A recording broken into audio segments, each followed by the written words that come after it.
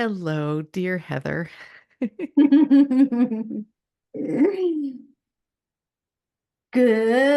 afternoon it is for me. That's I'm right. trying to remember your morning, aren't you? I was like, okay, it's afternoon in the UK. Good afternoon. That's right. Well, thank you, and good morning to you. It is morning here. So for those of you listening and watching, Heather Egginton is a very dear friend of mine. She's a coach. We spent years together in the global coach community.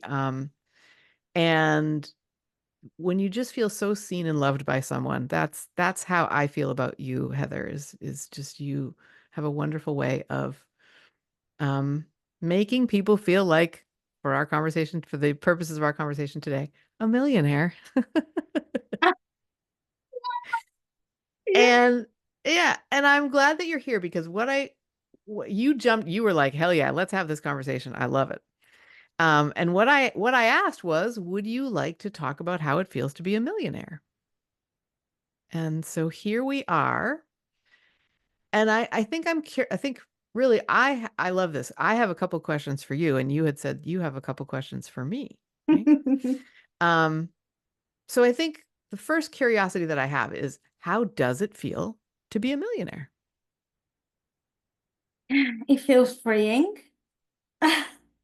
Mm, I will star like my response to you was, oh, like I've literally just become like my net worth is 1 million. hmm. And I'd only discovered it like a week before.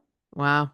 Yeah, so it was just a line really when you'd said like I want to speak to people like, and I was just like, do I really qualify for that? I mean, like who says you qualify for certain things, you know? However, I was like, oh yeah, of course I do. So that's when I put my hat in the ring for you. That's really interesting because it is it is there's the net worth of having $1 million in the bank, and there's the feeling of worth for that. Yeah. Mm. Oh, do we really want to go here today with worth? This is something I've been writing about for the last week. Mm, I have, Kay, I have. What I found is, based on just that statement, net worth, right, is everyone's a millionaire. Well, everyone over their lifetime have created or would have created, $1 million, pounds, whatever, right? Accumulated over time, maybe. Some people make it in a day, some people make it in a month, some people make it in a year, 10 years, 20, right? We could go on, right? But hmm. everyone, in my eyes, is a millionaire. Now, if you were to ask me like that, the worth side of it, to me, I'm all about supernatural worth, right? I don't talk about Instagram worth or Instagram worthy. Yeah, where someone's perfected a view or a picture, their makeup, for example. Hmm. I mean, look at me, I've just come in from the garden, untussled my hair, right? So, like, so when I talk about worth for me, what it means to me is it being supernatural. So I haven't had to change anything about myself for me to feel worthy of everything or anything. Mm, Yeah. And that to me is quite a big distinction. If your worth is attached to anything like even money, for example, then it can be quite challenging for somebody to, let's say, wean themselves off because it can be quite addictive. yeah. Yeah, if your worth is attached to something, it could be your work, it could be people, your partner, for example. You only feel worthy when you're in their company, and when you're not, you don't feel that at all. Yeah, so it's like really noticing the differences, and that's what I've been writing about because what I've tried to do for many years before getting to this place is to clear out everything that's not flawless. I've tried to kind of Mm, make everything in the outside world perfect, or I've moved away from something if it didn't have me feel good, right? I've tried to clear out the bad and only keep the good, or so that I felt good, right? Mm. And what the challenge with that, or should I say, what I found in the end through that kind of route, that path, is that you can go anywhere you want, but you're still going to find yourself in yourself, right? Like, yeah. Yeah. So you can attach yourself to any and all things, even like excessive sales, for example, or excessive marketing, for example, but ultimately, if your worth is attached to any of those things, and mine was attached to only feeling good, Mm. then it's like it's really hard for you to even face like anything other than that you've attached yourself to. If does that make sense? It makes so much sense. Oh my gosh, thank you. It really does. I actually was just speaking with a client this morning, and what came up was it actually came up in a tarot card, as like some of my work is done with tarot cards, and the card that they chose was it's called the Eight of Swords. In the deck that I have, it is a figure eight that is being pierced by a bunch of swords, by actually eight swords. And they talk about how the upper mind and the lower mind are represented by the two. I'm holding my fingers up in like a little figure eight, right? And in this card, the sort of the meaning can come from the idea that these are two halves of our mind, or two parts of our mind, and they're fighting each other. Like the lower mind is rejecting the upper mind, and so that it creates resistance. It creates this feeling, and like so it's coming up because it sounds to me like what you're saying is you used to feel like there was something there that you needed to pursue in terms of in terms of feeling worthy, and like that it Totally. has a very similar energy to it of like, well, I'm not right until I do that, or I'm not right, like, and that is feels like, a mind fighting itself a little bit. Mm. Yeah, it was there was so much that I was chasing Hmm. so that I could feel something, Hmm. rather than just being that within itself, and not have other things have me feel that way. It just so happens that I've speculated to accumulate with property and Hmm. ended up being having my net worth of 1 million anyway, right? So kind of, the thing that you don't ever like discount or discredit, that you don't make a thing of, right? That's happening in the background. What I would always used to call my side hustle. Hmm. Well, that is what has got me to that place, where I am in a very good financial position, Wow. or financially free, right? Yeah. So, that in itself is a big aha, just how we don't notice when something we have got going on in the background, actually becomes the thing that enables us, let's say, for me to focus more on my own work and evolve in that, knowing that I'm always going to be financially supported. Wow.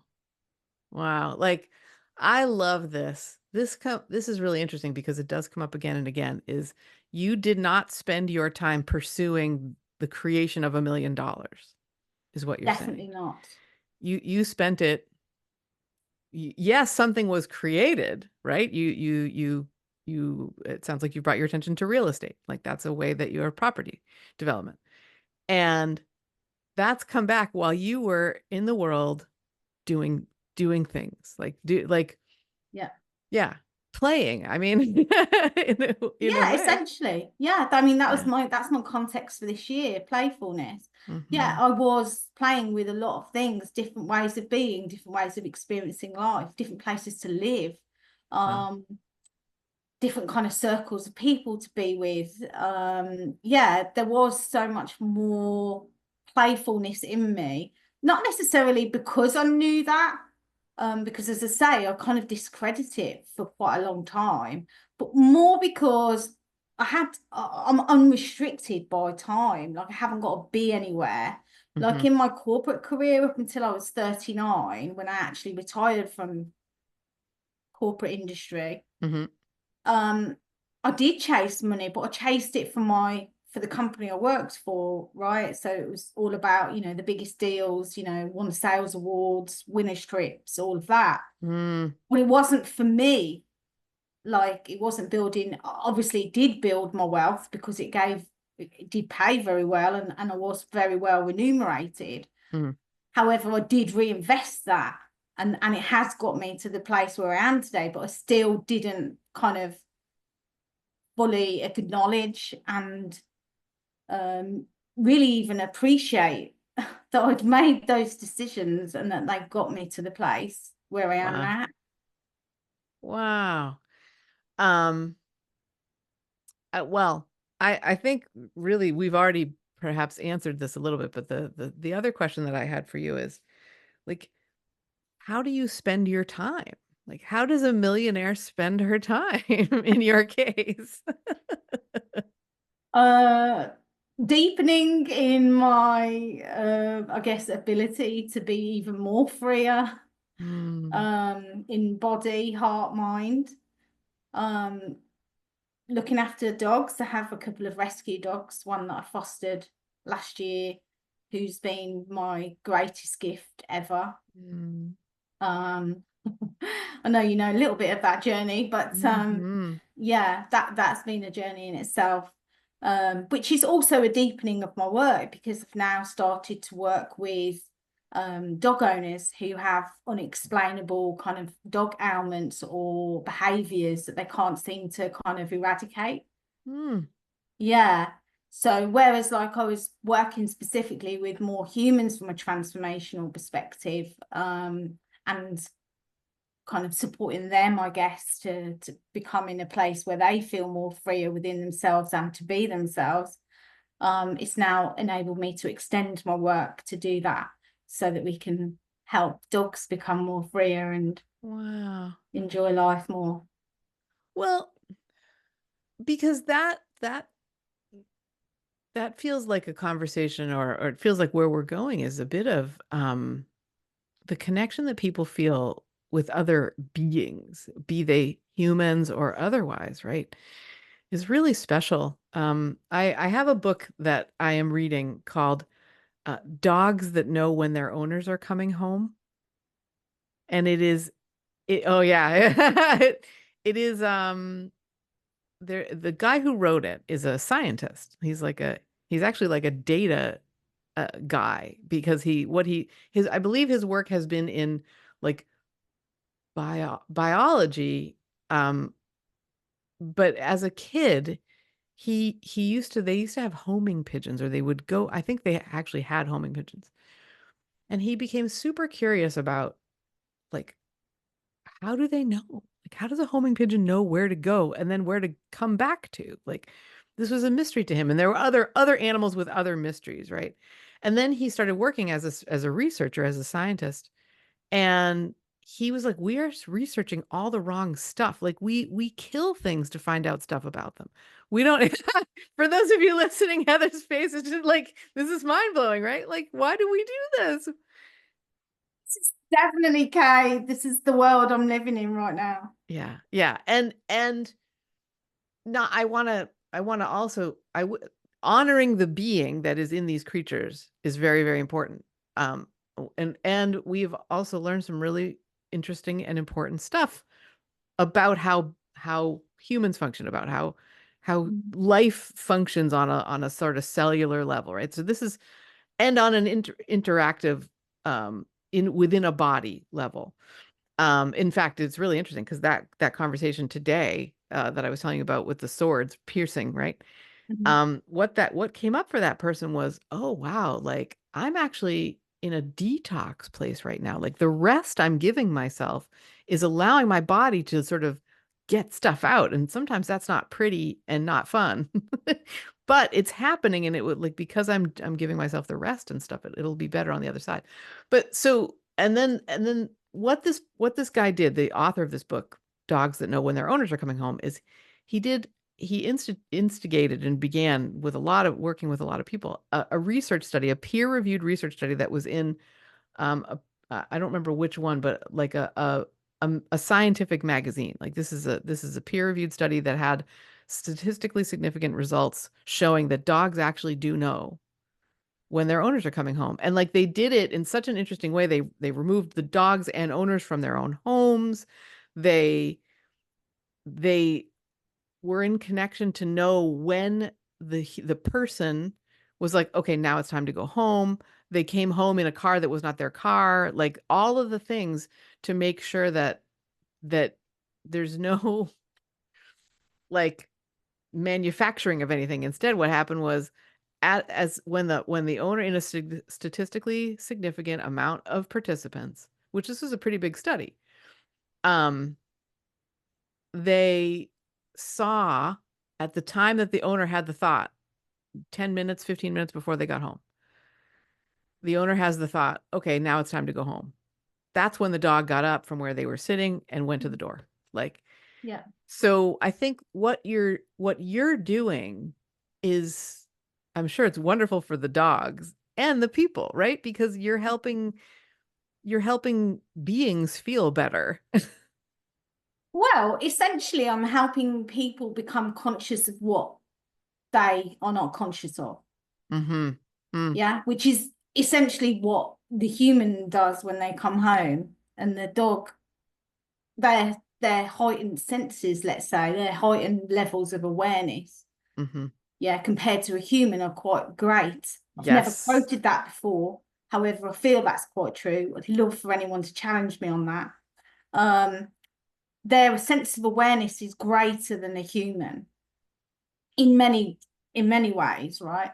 So from an awareness perspective, let's say there's a timeline of 3 hours, and a dog knows what's going to happen 2 hours before it happens. Mm-hmm. Yeah. Yeah. They are preempting, like before it actually happens. Yeah. So they're, let's say, preparing themselves for what's to come Mhm. all the time. Yeah. So they know when they're going to go for a walk, let's say. But the owner also has, let's say, been thinking, I'm afraid to go for a walk on what's going to happen. Like, let's say if the dog's reactive to other dogs or joggers or whatever. So in the owner's mind, they're already also preempting what might happen on the walk, right? So when the conscious, because dogs, same as kids, like they're an extension of your being, unless you are completely autonomous in body, so your cells are not in any way, let's say visually for people, like if there was a globe with the electric lights inside and you put your hand to it and all the electric goes to it. Yep. Well, if you just imagine that, like the energy currents, signals, waves are like going between the human and the kid or the human and the dog, right?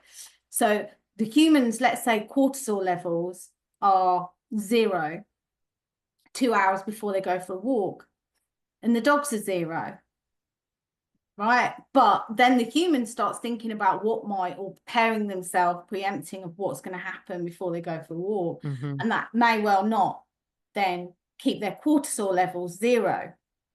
It could bring And them so up.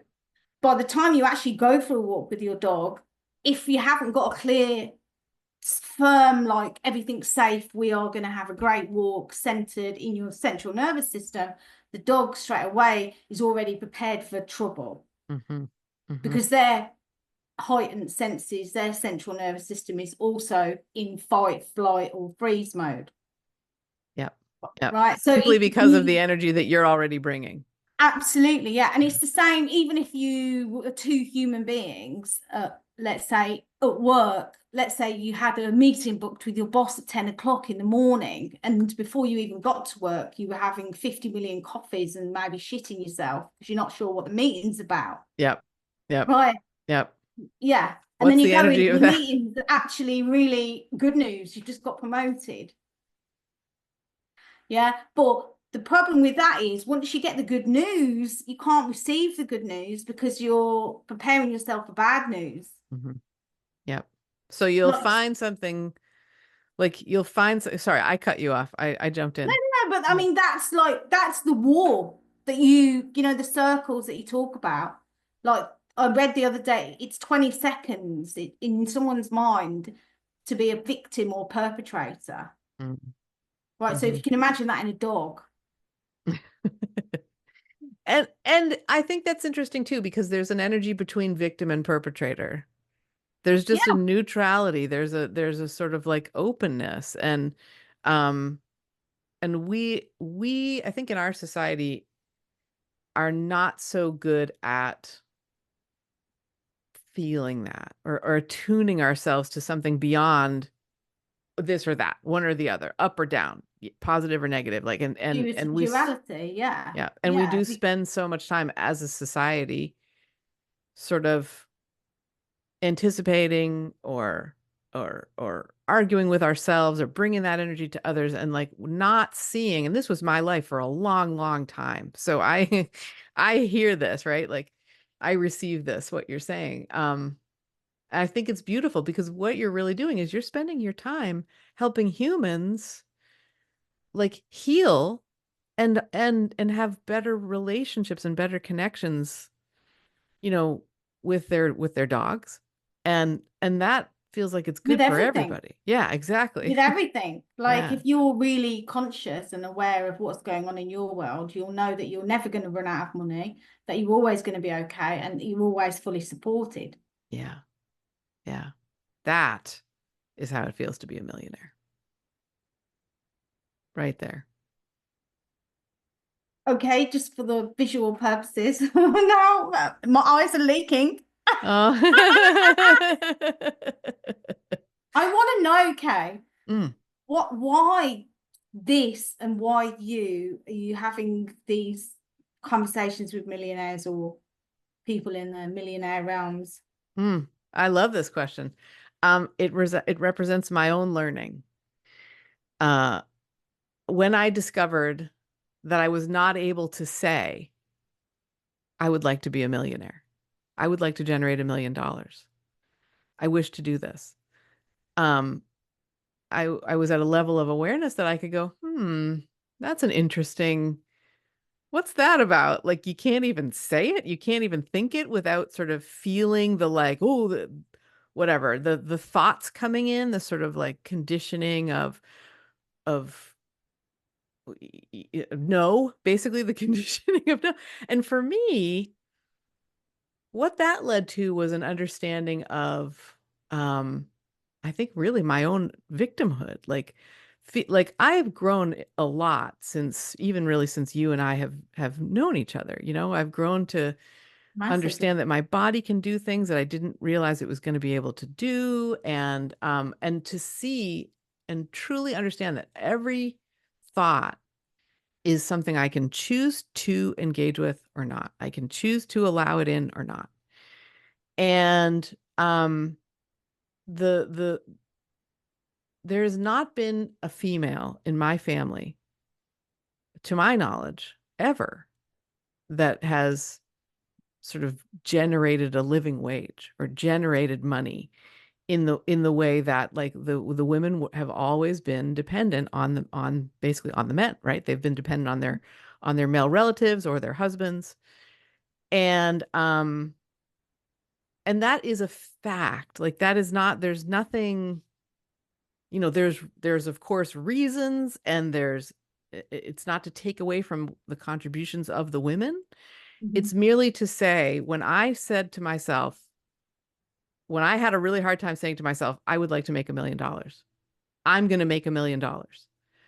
I almost couldn't, because of what felt to me like, because of all of that going back and back, like, how dare you have that thought? Like, and I had this thought, really, I think you'll appreciate this. There's this expression about hitching your wagon to somebody's star. Is that something that you've ever heard? I was like, oh my God, what a freaking crazy, like, I'm going to do my best not to swear in these. We'll see how it goes. But, like, what if instead of, you know, hitching a wagon to somebody's star because of what you think they can do for you, you just enjoy your life. And the stars that show up, you're also a star and you can travel together, is really, it just like, I think it's become for me a much more, oh, peaceful, joyful, free journey since discovering that uh uh, that I'm a millionaire, that I have these feelings, that that there's absolutely no reason that I cannot have them, right? Like there's the only permissions are required inside of myself. And oh boy, does that feel good. So, Mm. so that does that answer the question? Kind of how it came up for Sort you? of. I think I do feel, although because I was surprised when I saw you ask for this conversation with people. Mm, Um, One, because I also hadn't put $1 million together, mm, right? Like not in like a derogatory way, but it was just like I've never really thought Kay wanted to sort of experience that, right? So that's a really good reflection, I guess. mm, But also I think what you've said is I fear what it will do to me have if I or when I mm, move into that space, or how much of me will change, right? Or what will be different with me um when I'm holding that type of financial energy or that mm. kind of frequency, as I would call it, right? Um, and why not talk to people about it and see what's happened for them? For them. Yeah. Yeah, that's Uh, what it felt like more. yeah. Well, and I think really what it is daring to feel like $1 million. Like I think for me, I have learned I have learned the feelings of being a millionaire, and they are feelings of anything I wish to have is is fine for me to have, right? It's great, especially because I'm doing it in a way that, like, just like you said, I'm just enjoying connecting with people. I'm just putting my energy and resources into things that we'll see how they come back. I worked with someone once who talked about having he used his uh resources in such a way that it was like a go board. So he would just sort of have stuff over there on the go board and stuff over here on the go board, and every once in a while one of those things would become like the next thing, or it would become this is where, oh wow, now this is where all of the income is being, or a lot of the income is being generated. But he had a whole bunch of them, right? And I just love that idea that, like, to be able to feel really good and worthy inside of feeling like $1 million, and knowing that it's very present. I do have everything that I need and could wish for, and I'm creating some really fun experiences and very good service for others, because there's this I have an understanding now of the energy that is involved in giving and receiving in a way that I did a lot of giving, but not anywhere near as much. Like, I was one of those people who would not be able to handle a promotion, for example, because I just would, I don't know, lose it. I would feel not worthy of it, you know? Unstable or unstable. Yeah. Yeah, I mean, yeah. what's really we are essentially receivers, receptionists, let's say, um, so like if I was to term it, I'm here now to really help a million hearts create above the invisible line, is what I say. Right. And that doesn't Mm, mean I'm looking to make a million people a millionaire. However, the more we love unconditionally, like the more we open ourselves up to receive more, mm, the more we receive, in whatever form it comes in, as you've already described, right? Then the richer we become or feel. mm-hmm. I mean, I only last month on my Facebook, I said, oh my God, I've just become the richest woman in the world. Um, but really what I'm like, the message in there was like the most healthiest and happiest woman in, Yes, yeah, right. And it's yes. just like someone would go, well, what gives her the right to claim that, you know how does she know, like, compared to another person? It's just like I've never been so clear and Mm, clean and um un unrestricted in my life, yeah. right? And that's what I believe is a million heart, right? One of one heart now is completely open to create above the invisible line. Wow. Um, so I'm not creating in order to have something or experience something. I'm just creating, or a creator within itself. Mm, mm. And uh, I think the other part of this is when you learn something, well, I feel like for myself, when I learn something, I wish to pass it on. I wish to share it. Right. And so this, because I think the more people that have their heart above that line, have their heart energy there, the better. And I don't think it will take a huge number to have a tipping point where many, many, many people are feeling really good and are open to generating $1 million if that's what they wish, right? Like, um, and then actually doing it. I think what part of the challenge that I've seen, and certainly in my life, and that I think is a challenge in society, is we have this perception that everything is limited. Like there's only so much, there's not enough to go around. Money doesn't grow on trees is something that you hear a lot, and um, understanding that that's just a thought, and that there are many other thoughts and other ways of being and thinking is a huge part of this for me. So part of doing these interviews and writing the book is to share this understanding that there's a lot more to life when we feel this positive energy, you know? Yeah, I can see that. I mean, what you're walking here or talking here is, what is actually possible when we let go of specific outcomes or specific forms in which something arrives. Yes, yes, yes. Yeah, which is exactly my story, essentially, isn't it? I kind of, once I let go of the form in which I wanted money or to receive money, like once I let go of that, I'm like, I'm already a millionaire. Yeah. It's like, Yep. um, but and it's also about success, Kay. My success metrics, let's say, in a corporate world, we're target driven. When I left the corporate world, it was how much I was singing in the shower horrendously. If I was singing in the shower every day, then I was definitely in a good place. Mm. Um, and now it's That's a fun yeah, metric. totally. And now like the success metrics are more about how much freedom I have within my body, within my mind, soul, heart, and also life. Hmm. Because that's our reality, isn't it? Like reality will always show us like where we are still restricting ourselves or conditioning certain things. And it's not easy, Kate. I only had a conversation this morning with someone else about, you know, what it's like to not overgive to another person or to feel overly responsible for everyone else's health and happiness. Mm. And it is literally choosing to only be responsible for your own health and happiness. However, that is easier said than done. Especially when, and I love that you alluded to this before we got on because you'd said about my mother passing, especially when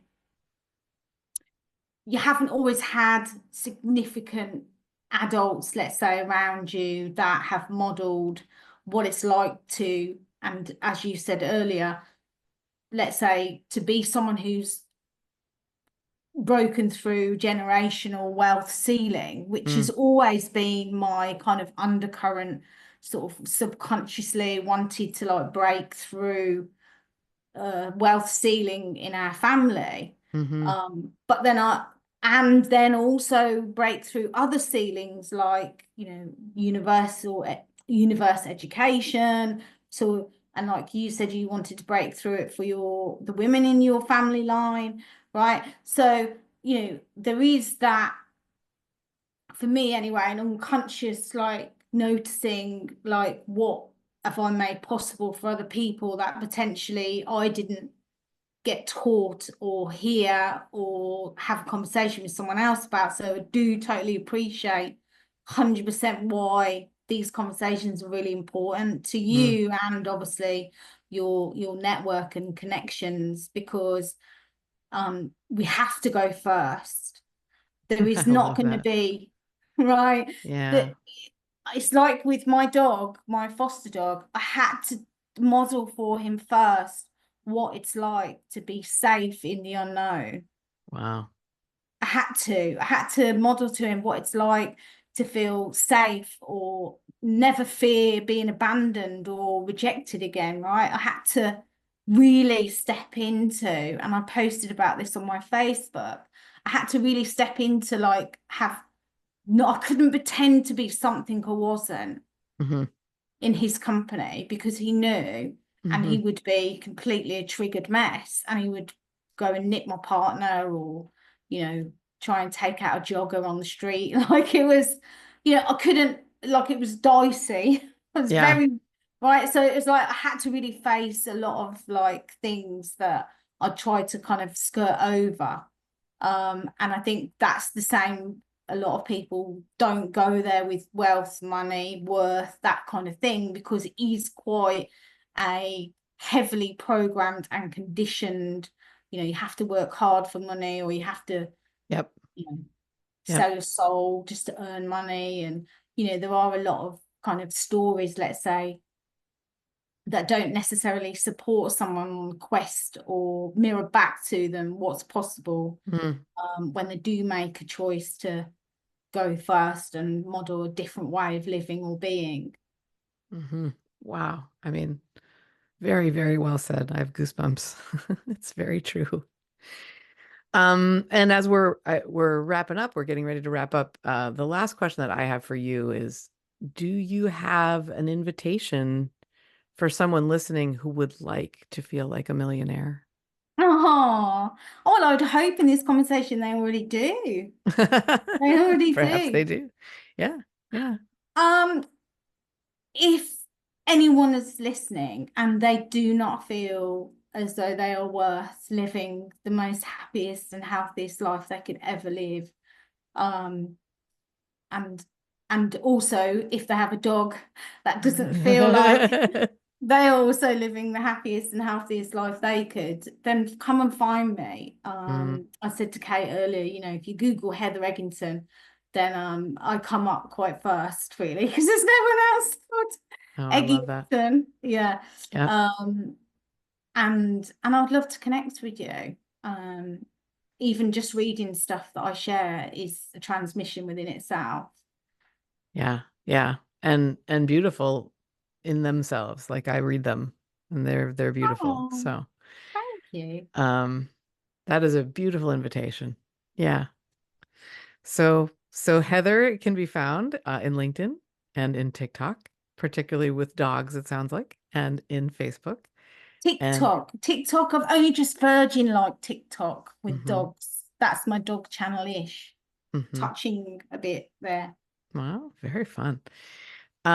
Is there any, so is there, I don't know, an action that someone might take within themselves or a thought pattern that someone might bring within themselves um to feel like a millionaire?